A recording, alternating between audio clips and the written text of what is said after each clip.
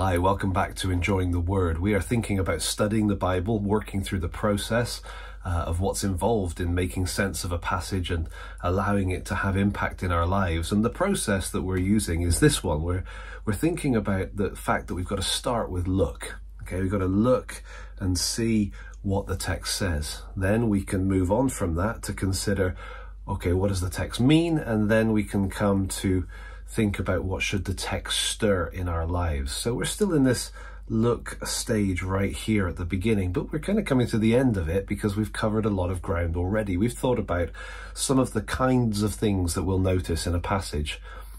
Who is in the passage? When did it take place? Or when is it referring to? Where is mentioned in the passage? We've got the what question, which, excuse me, raises a whole load of details. What's significant, what's repeated, what is emphasized, what is said that is kind of theologically weighty, and so on. So we use the what question to notice all of those kinds of details. Then we thought about which other passages are feeding in, which Old Testament passages are being quoted or referenced or understood in the background, which passages from earlier in the same book are peeking through as we're reading this one, and kind of the context influencing the understanding, or will be. At this point, we're just noticing what's there.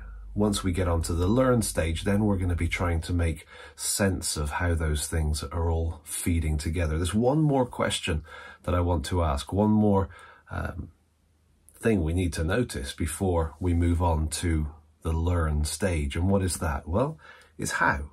How was this text written?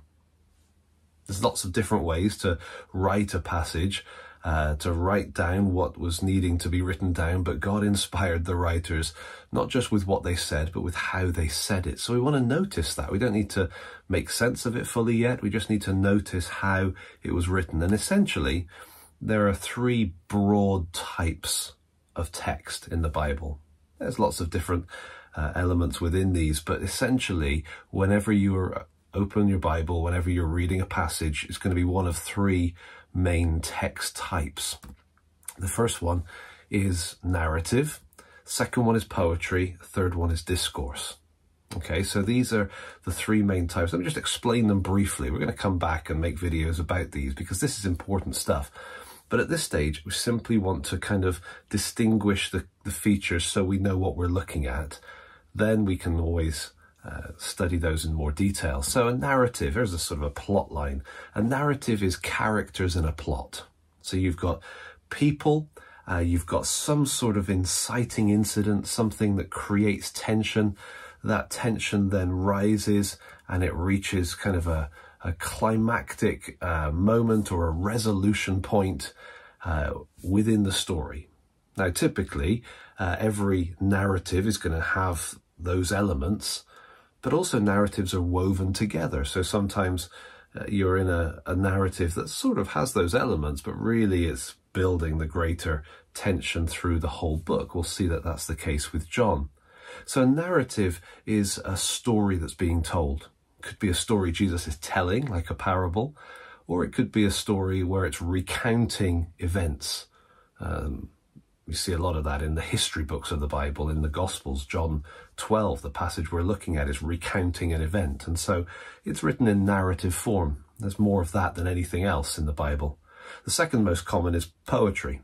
And in Hebrew poetry, there's this pattern of using parallelisms, of having lines, the second line sort of reinforcing, stating in some form or contrasting with, it's doing something in relation to the first line. So with poetry, you've got vivid imagery, you've got concepts being communicated, but it's quite succinct.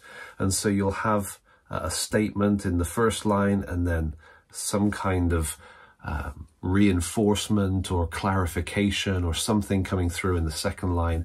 I'm being too brief really, but just the thing with poetry is it tends to be indented, so that's how you can easily spot it. So the Psalms, the wisdom books, the prophets, just full of poetic writing. So it's quite common in the Bible. The third type is discourse. This is where somebody is communicating in a direct form. Okay, so it's either a letter or a speech, typically.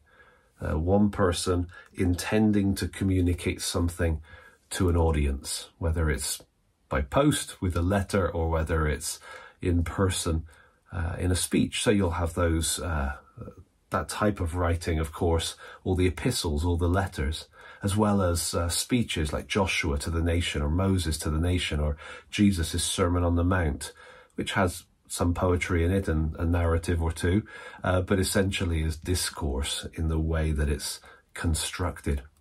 Okay, so John 12. Basically, all we want to do is notice what kind of text is this. Now, your eye might be drawn down here, immediately say, that's poetry.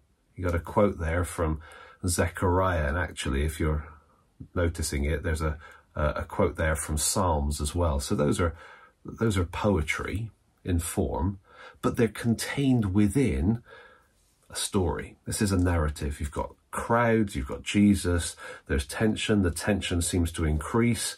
Jesus makes a move in terms of choosing to arrive on a young donkey. Is that to increase the tension? Is that what's the significance of that? I'm not going to make sense of that right now, but I just want to flag it because it's these kinds of details that help us to realize, yeah, this is a narrative. And so we need to be, to make sense of it, we need to be thinking about tension, rising tension, resolution of that tension. So it's a narrative. You've got characters coming through. You've got a kind of punchline almost at the bottom. This final statement by the Pharisees. Does that resolve everything? No, because this narrative is one among a whole sequence. And so it really pushes us forward. Their statement kind of creates more tension, which makes us keep going to see what's going to happen. How is this tension between Jesus and the religious leaders going to end? And so, yeah, this is a narrative. And once we've noticed that, once we've seen how it's written, then there may be some other things we can notice as well. But we've pretty much covered the things that we want to see. And so now we can move on from the look stage to the learn stage, from what does the text say to what does the text mean. Thanks for watching. I hope that these videos can help you be enjoying the Word.